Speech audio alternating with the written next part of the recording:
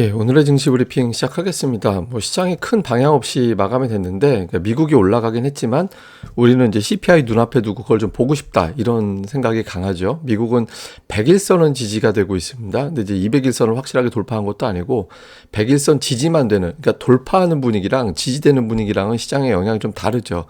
우리 증시 같은 경우도 보시면 지금 121선, 에서 지지가 되는 분위기잖아요. 돌파할까 말까 이런 거랑 이제 지지될까 말까라는 거는 아슬아슬한 거냐 기대가 있는 거냐 요 좀 다르거든요. 그러니까 시장이 자신감을 갖기에는 조금 뭔가 부족한 그런 흐름이죠. 특히 이제 지수 발목 잡는 종목이 있잖아요. LG에너지 솔루션이 최근에 9거래일 동안에 8일을 하락하는 그런 모습을 보였거든요. 대형주 쳐놓고 좀 하락 속도가 상당히 좀 빠르죠. 가파르기도 하고 각도도. 그래서 전체적으로는 이제 대형주들이 좀 빠지는 부진한 모습이 나오면서 자동차도 마찬가지입니다만은 이제 지수를 좀 맘먹고 끌어올리기에는 뭔가 좀 부족한 게 있는 그런 양상입니다. 그러니까 중소형주 같은 경우도 이렇게 보면 이제 이게 빨간색 선이 상승과 하락 종목수 비율이거든요. 이게 파란색 선이 지수고 코스닥 쪽인데 과매수권에선 벗어났어요. 제가 이제 120 근처 갈 때마다 이거는 좀 과매수권이다. 그래서 조금 하락 종목이 늘어날 것 같다. 이런 말씀 자주 드리잖아요. 120 가면서 이제 떨어졌죠. 이거 떨어지고 있는데 잘 보면 지수는 완만한데 상승 종목 수는 상당히 빠르게 줄어들었거든요. 이게 무슨 얘기냐면 시장에 돈이 없어서 차별화 장세가 되게 세게 진행이 되고 있다라는 거예요. 근데 이게 이제 계속 마냥되는 게 아니라 오늘로써 이게 또 이제 80대 중반 정도, 그 정도, 후반 이렇게까지 빠져온 상태이기 때문에 아마 여러분들이 세게 맞으면 한 방, 자잘하게 맞으면 한 2, 3일 정도 빠지면은 이제 과매도권 종목들에 대해서는 이제 부담을 안 가져도 되는 그런 시기까지 올 것 같습니다. 어쨌든 지금 현재는 차별화 장세가 진행되고 있다. 요 정도로 보시면 될 것 같고요.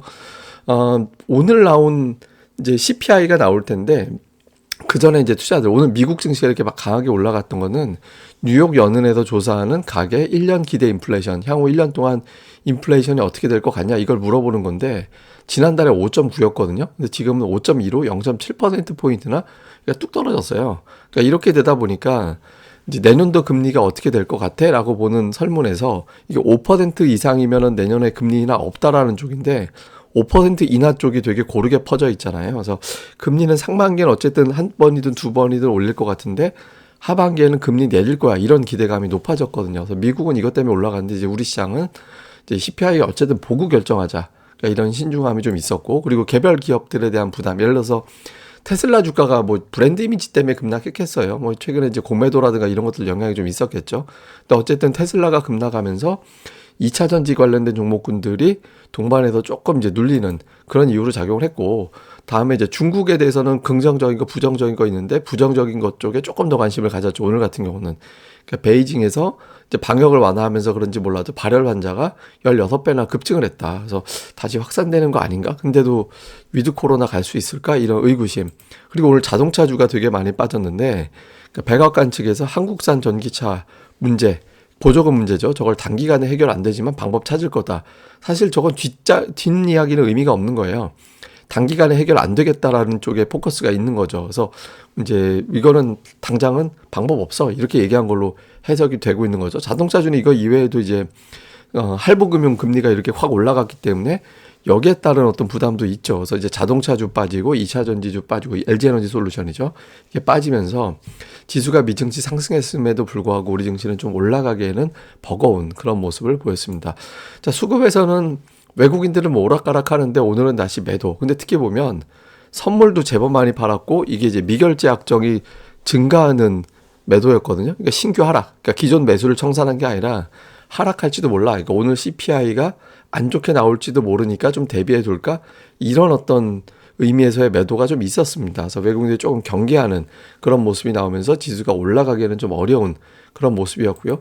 현물에서 매매 동향을 보니까 외국인들이 매수한 거는 이제 카카오뱅크를 제일 많이 매수했고 삼성 SDI, SK 하이닉스 이게 이제 매수에 들어간 게 특징이었고 이제 자동차를 또 일제히 팔았어요. 그리고 LG에너지 솔루션이 이쪽에 가 있고 네이버와 카카오까지도 좀 매도를 했고 그래서 오늘은 약간 좀 조심스러운 업종으로 보면 하이닉스 매수한 걸 제외하고는 이제 좀 공격적인 매매다 이렇게 보기는 좀 어렵죠. 그래서 좀 조심스러운 경기를 좀 걱정하는 듯한 매매를 보였고 기관 같은 경우도 딱히 다르진 않습니다. 그러니까 하이닉스가 실적 바닥이지 않을까 이런 기대감 이런 것들 때문에 좀 매수가 들어온 거 이외에는 대체로 보면은 좀 조심스러운, 그리고 이제 금융주들이 매수에 좀 포진해 돼 있잖아요. 우리금융, KB금융 이런 것들. 그러니까 역시 이제 금리라든가 경기에 대해서 좀 걱정하는 그런 매매가 있었고요.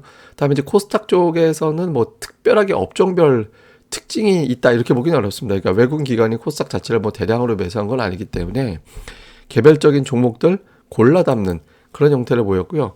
기관 같은 경우는 오늘 주가가 좀 부진하긴 했지만 미디어 관련된 종목군들을 뭐 CJ ENM이나 스튜디오 드래곤 이거 여전히 담고, SM 같은 이제 엔터주, 물론 JYP를 팔고 YG를 팔았지만 어쨌든 종목들별로는 좀 골라 담는 모습을 보였고, 그 외 이제 반도체 관련된 종목군들 중에서도 일부 뭐 솔브레인이라든가 그러니까 IT 관련주죠. 이런 것들도 일부 담아서 종목들별로 골라서 들어가는 그런 형태를 보인 게 특징이었습니다. 자, 이후에 이제 포인트를 보면 CPI가 오늘 나오죠. 예상치는 7.3%. 그리고 전월 대비는 0.3%, 호황제 기준 0.2는 뭐냐면 예상 대비 0.2를 벗어나느냐. 그러니까 이게 7.3이니까 7.5를 넘어가면 좀 쇼크로 받아들일 가능성이 높고요. 7.1 아래로 나오면 서프라이즈로 받아들일 가능성이 있습니다. 그래서 이쪽에서 이제 어느 게 나오게 되느냐. 근데 뭐 예를 들어서 이제 높게 나왔는데 7.4 그러면 한 이틀 빠지다 말 거고, 낮게 나왔는데 예를 들어서 한 7.22 뭐 이 정도 나오면 한 이틀 오르고 말 거예요. 그래서 이제 근데 그 0.2를 벗어난다면은 조금 충격이 클 수도 있겠죠. 그 다음에 이제 오늘 결과 나오고 기술주들의 반응이 어떻게 되느냐. 그러니까 기술주가 움직이면 금리에 대한 스트레스를 벗어내기 시작했다라는 게 되는 거고, 근데 만약에 이제 기술주들이 아니라 다우에 상장된 예를 들어 뭐 제약바이오라든가 금융이라든가 이런 것들이 반응하면 여전히 이제 금리에 대한 스트레스를 가지고 있다 이렇게 볼 수 있거든요. 그래서 움직임이 어떻게 나오는지.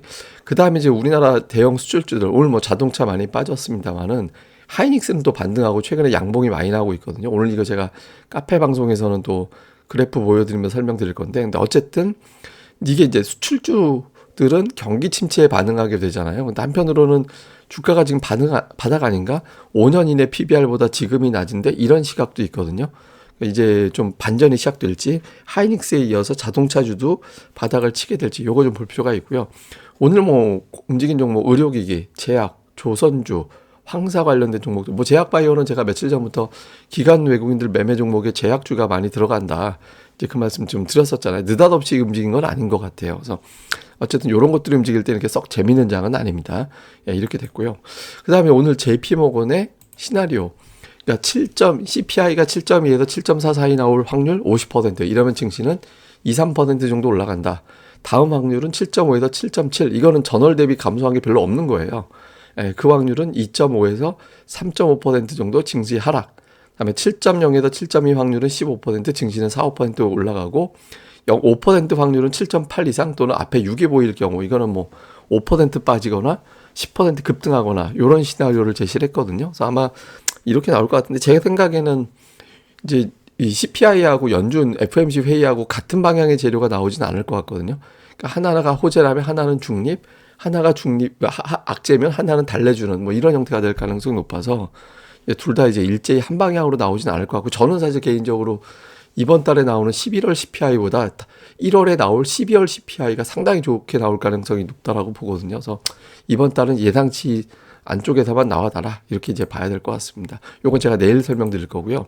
오늘 추억의 시리즈는 옛날 장난감, 동그란 딱지 많이들 갖고 노셨죠. 뭐 글자 수 많은 걸로 이기는 사람, 뭐 여기 별 많은 걸로 이기는 사람, 뭐 이런 거 갖고 내기했었잖아요. 이거 이제 야구 버전 있고 축구 버전 있고, 이 튕기는 게 이제 다 다르면 책받침 오려가지고 요걸로 게임했죠. 옛날에 30원이었대요. 팽이. 요 위에 철판 있으면 찍혀도 잘 안 부셔지는 팽이. 그 다음에 이거 뭔지 풍선으로 입에 오물오물해가지고 불면 막 본드 냄새 나면서 풍선 부러지는 거 있었잖아요. 그리고 이거 오락실 가면 올림픽 게임 이거 막 자갖고 통통통 튕겨가지고 게임하던 거.